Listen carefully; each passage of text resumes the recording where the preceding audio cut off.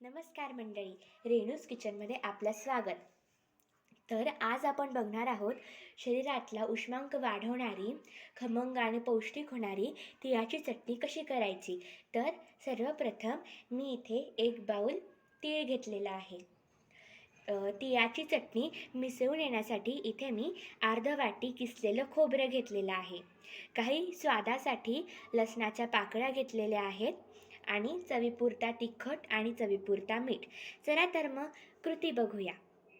आता आपण तीळ मंद आचेवर भाजून घेणार आहोत.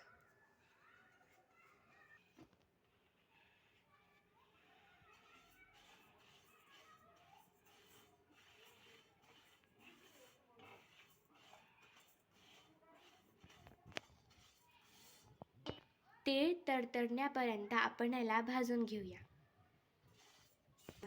आता आपण इथे बघू शकता तीळ छान तडतडत आहे आणि तिळाचा छान खमंग वासही येत आहे.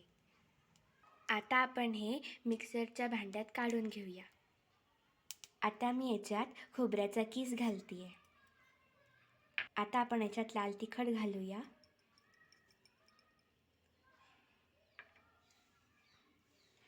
आणि चवीपुरतं मीठ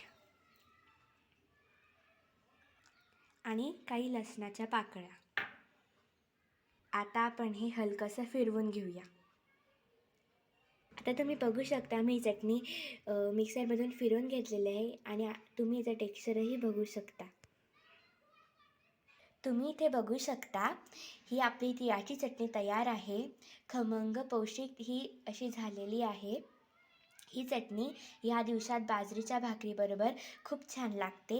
जर तुम्हाला रेसिपी आवडली असेल तर रेणूज किचनला लाईक करा, कमेंट करा, शेअर करा, सबस्क्राईब करा आणि बेल आयकॉनवर क्लिक करायला विसरू नका. थँक्यू.